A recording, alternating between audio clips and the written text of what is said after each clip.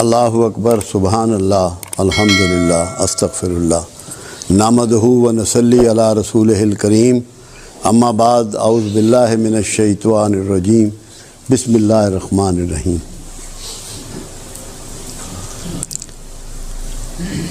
زکریا علیہ السلام کو کہا گیا کہ عمران کی بیٹی حضرت مریم کا خیال رکھا کرو، اس کی دیکھ بھال کیا کرو۔ تو آپ حضرت مریم کے حجرے میں تشریف لے جاتے اور وہاں انواع و اقسام کے بے موسمی کھانے اور پھل اور دیگر چیزیں پاتے۔ تو مریم علیہ السلام سے زکریا علیہ السلام سوال فرماتے کہ مریم یہ سب کچھ کیسے ہوتا ہے، یہ کہاں سے آتا ہے؟ تو مریم فرماتی جو اللہ چاہتا ہے وہ کرتا ہے، جو چاہتا ہے وہ دیتا ہے، جس کو چاہتا ہے اس کو دیتا ہے۔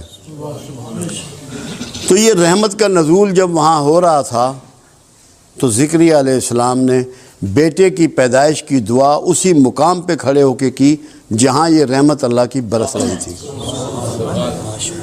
اور یحییٰ علیہ السلام جو پیدا ہوئے، پھر پروردگار عالم نے قرآن میں انہوں نے کہا کہ 3 دن تو بات نہ کر سکے گا، یہ علامت ہوگی اس بات کی کہ تیری دعا قبول ہو گئی۔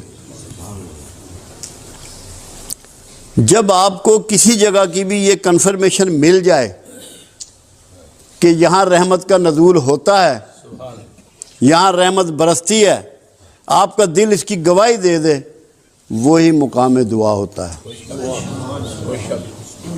اگر آپ یہاں آتے ہیں اور اس وہمے کے ساتھ آتے ہیں کہ یہاں رحمت اور برکت کا نزول نہیں ہے تو کوئی دعا نہ کرے۔ اور اگر آپ کا یہ یقین ہے کہ یہاں کچھ نہ کچھ غیر معمولی ہے، کچھ نہ کچھ اس کی رحمت برستی ہے، تو دعا ضرور کیجئے گا، انشاءاللہ آپ کی دعائیں اللہ قبول فرمائے گا۔ ایک تو یہ میں نے بات کرنی۔ دوسری بات یہ ہے کہ قرآن ہمیں یہ سکھاتا ہے کہ کیا ہو گیا ان لوگوں کو کہ جو اپنی جانوں پر ظلم کر بیٹھے ہیں، کیوں نہیں میرے رسول کے پاس جاتے اور درخواست گزار ہوتے کہ ہمیں اللہ سے بخشش لے دو، اور رسول تمہارے لیے بخشش مانگے اور میں بخش دیتا۔ کیا یہ اسی زمانے کے لیے بات تھی؟ محدود بات تھی؟ یہ قیامت تک کے لیے ہے، کیونکہ جب قرآن میں مینشن ہو گئی، قرآن کی بات، قرآن کا رول بعد از قیامت بھی ہے، یہ ہمیشہ کے لیے معاملہ طے ہو گیا۔ جب آپ درود شریف پڑھتے ہیں، جب سرکار پہ سلام بھیجتے ہیں تو آپ کی بات پوری پہنچتی ہے، مگر ہمیں کرنا کیا ہے؟ پہلے ہمیں اس بھید کو سمجھنا ہے۔ جو رسول اللہ پسند کرتے ہیں ہمیں اسے پسند کرنا ہے، جو رسول اللہ ناپسند کرتے ہیں ہمیں اسے ناپسند کرنا ہے۔ خالی کھلی کام نہیں چلے گا کہ آپ یہ سمجھیں کہ بس آپ کی دعائیں قبول ہو جائیں گی، آپ کی بخشش ہو جائے گی۔ آپ کو رسول اللہ کے گروہ میں شامل ہونا پڑے گا۔ معافی لینے کے لیے کچھ طریقے آپ کو بدلنے پڑیں گے۔ حالانکہ اللہ کے حبیب صلی اللہ علیہ وسلم نے اس کی نشاندہی فرما دی کہ ایک ایسا زمانہ آئے گا، لوگوں نے نہ مجھے دیکھا ہوگا نہ میری آواز کو سنا ہوگا، مگر مجھ سے محبت کرتے ہوں گے۔ خوش نصیب ہے وہ شخص جس کے سینے میں کملی والے کی محبت جو ہے وہ جاگ جائے، پیدا ہو جائے۔ یہ اللہ کی مہر کے بغیر نہیں ہو سکتی، یہ ممکن نہیں ہے۔ تو جب اللہ یہ مہر کر دے اور یہ پیدا ہو جائے تو اس کا مطلب یہ ہے کہ بات جو ہے وہ بن جانی ہے۔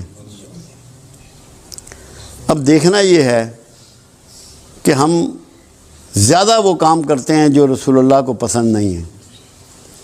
غصہ ہے، نفرت ہے، حسد ہے، ضد ہے، دشمنی ہے، عصبیت ہے، منافقت ہے، جھوٹ ہے۔ کیا یہ چیزیں عمل میں لانے کے باوجود آپ سمجھتے ہیں کہ آپ کا رسول اللہ سے گہرا تعلق ہے، پیار کا تعلق ہے؟ محبت کا تعلق ہے، یہ اپنے آپ کو دھوکہ دے رہے ہیں۔ آپ کو سچائی اپنانی پڑے گی، محبت اپنانی پڑے گی، شرافت اپنانی پڑے گی، پاکیزگی اختیار کرنی پڑے گی، یہ آپ کو چینج کرنا پڑے گا۔ اب آپ دیکھیے کہ کچھ لوگ آپ کے پاس آئے اور انہوں نے کہا کہ رسول اللہ صلی اللہ علیہ وسلم، ہم جب آپ کے پاس آتے ہیں تو جو اصحاب صفہ آپ کے پاس بیٹھے ہوتے ہیں، ان کی جوئیں ہمیں چڑھ جاتی ہیں، ان کی جوئیں ہمیں چڑھ جاتی ہیں، ہمارے لیے ملاقات کا ٹائم کچھ الگ کر دیجئے۔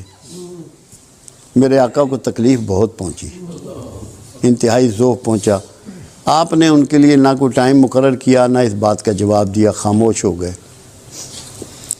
مگر اس دن آپ نے ایک دعا فرمائی، اے اللہ، یہ میرے آقا کی دعا ہے، مجھے مسکینوں میں رکھ، انہی میں مارنا اور انہی میں اٹھانا۔ اب یہ آپ لوگوں کے لیے ہے آج۔ اگر آپ کو مسکین برا لگتا ہے، آپ کا کملی والے سے تعلق نہیں ہے۔ مسکینوں کو اپنا لو، دھتکارو مت، گندے کپڑے والے کو اپنے سے دور مت کرو، کمزور حیثیت کے آدمی سے نفرت مت کرو۔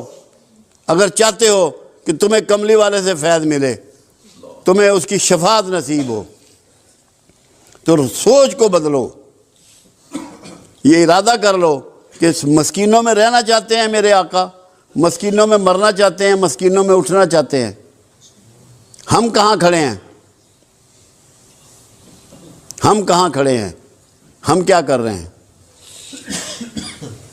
کیونکہ بہت زیادہ دعویٰ پورے معاشرے میں بکھرا ہوا ہے۔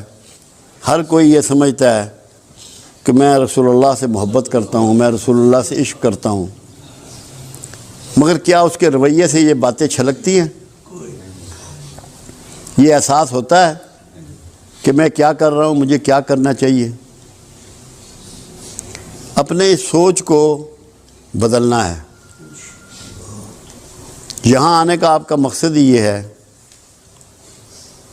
یہاں بنیادی طور پہ ہمارا سکول آف تھاٹ جو ہے وہ تصوف ہے، جو تمام اولیاء اعظام کا سلسلہ چلا آ رہا ہے، نسل در نسل چلا آ رہا ہے۔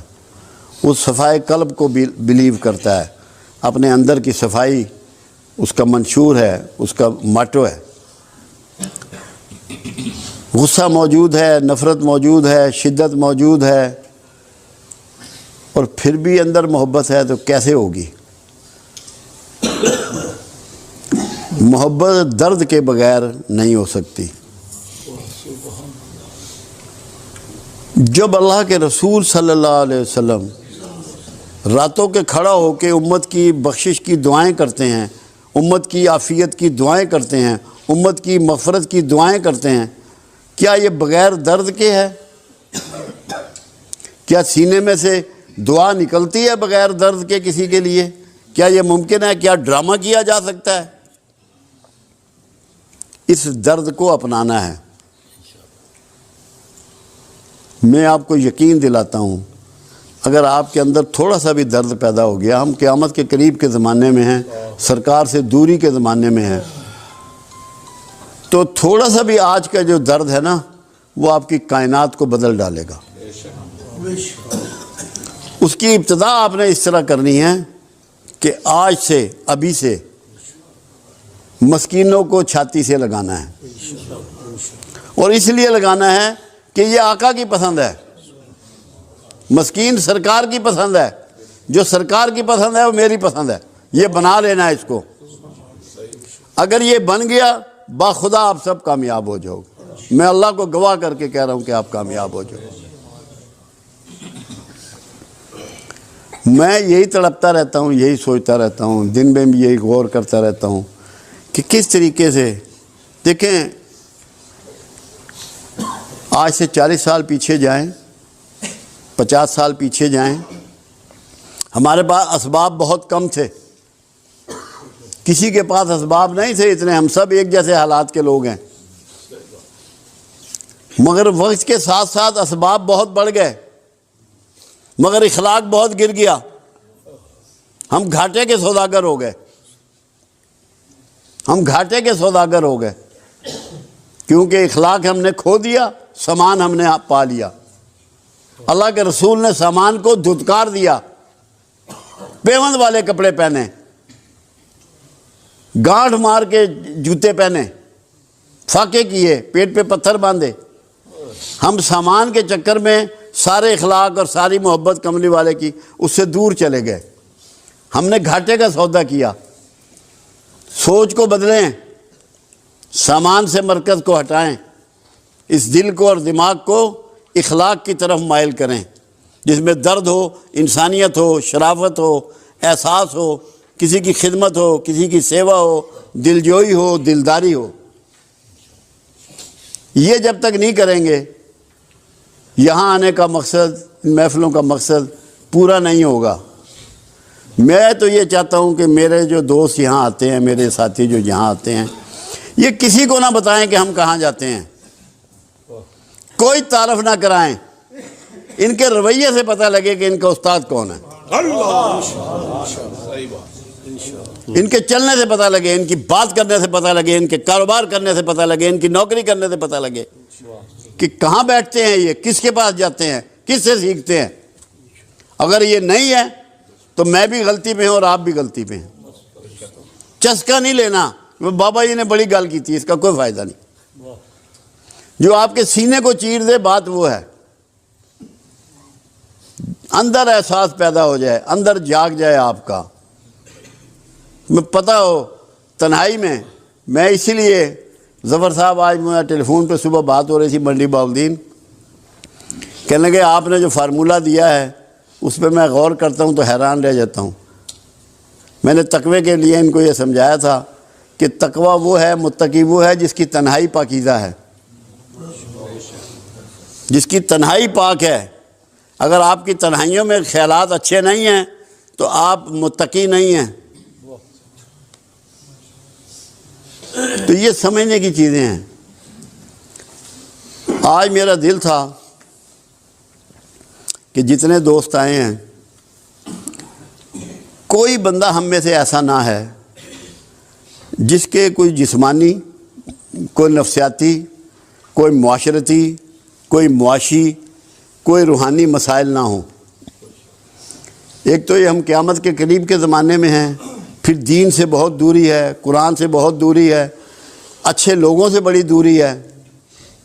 وہ میاں محمد بخش کا شعر ہے نا، جس کپڑے پھول بدے ہون خوشبو آئے رومالوں۔ وہ سنگت کی بات ہے، پھول جس کپڑے میں بھی لپیٹ جائیں اس کپڑے میں بھی خوشبو بکھر جاتی ہے اور پھیل جاتی ہے۔ ایسے ہی کسی اللہ والے کے ساتھ تعلق جوڑنے سے یہ ہوتا ہے کہ اس کی خوشبو آپ کے سینے میں بس جاتی ہے، آپ میں کچھ نہ کچھ احساس پیدا ہو جاتا ہے، اللہ کا ڈر اور خوف اور کملی والے کی محبت اس میں بیٹھ جاتی ہے آپ کے سینے میں، آپ کے دل و دماغ میں۔ تو میں چاہ رہا تھا کہ میرے جتنے دوست آج آئے ہیں، کیونکہ ایک تو میرا یہ ایمان ہے اور میرا یہ یقین ہے کہ یہاں رحمت برستی ہے۔ کچھ مجھے ایسی احساس بھی تھا کہ جس نے جو دعا مانگنی ہے اپنی، جو اس کے دل میں ہے، جو اس کی آرزو ہے، اس کے معاملات ہیں، خرابی ہے، جو بھی ہے، اللہ کے لیے کوئی کام بڑا نہیں ہوتا۔ ہم یہ سمجھیں نا کہ یہ کام اللہ نہیں کر سکتا، اللہ کے لیے تو ہر کام چھوٹا ہے، ہمارے لیے چھوٹا یا بڑا ہو سکتا ہے۔ اللہ کے لیے کسی کام کی کیا ویلیو، اس نے تو کن کہنا اور کام ہو جانا ہے۔ اس کے لیے میرے ذہن میں آج یہ تھا کہ دعا کریں گے اکٹھے، اور جس جس کے دل میں جو جو آرزو ہے وہ اس کے لیے اپنی دعا مانگ لے گا۔ اس سے پہلے ایک بات بہت ضروری ہے، قرآن حکیم میں یہ بات سمجھائی گئی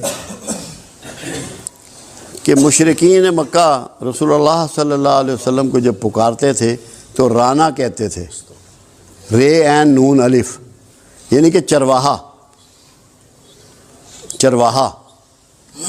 اللہ کے حبیب نے قرآن میں یہ بتایا کہ میرے رسول کو آئندہ سے رانا نہ کہو، اس کو کہو انظرنا۔ لوگوں نے اس کے معنی اور مطلب کو نہیں سمجھا۔ انظرنا کا مطلب ہے کہ آقا نظر کرم ادھر پھیریے، نظر کرم ادھر پھیریے۔ تو آپ نے دعا سے پہلے سب نے انظرنا پڑھنا ہے کہ ہم نے پہلے آقا کو متوجہ کرنا ہے اور پھر اللہ سے مانگنا ہے۔ بات سمجھ میں آئی یا نہیں آئی؟ پہلے پڑھنا ہے انظرنا کہ آقا ادھر نظر کرم پھیر دیجئے، پھر اپنی اپنی دعا جس نے بھی کرنی ہے وہ کر لینی ہے۔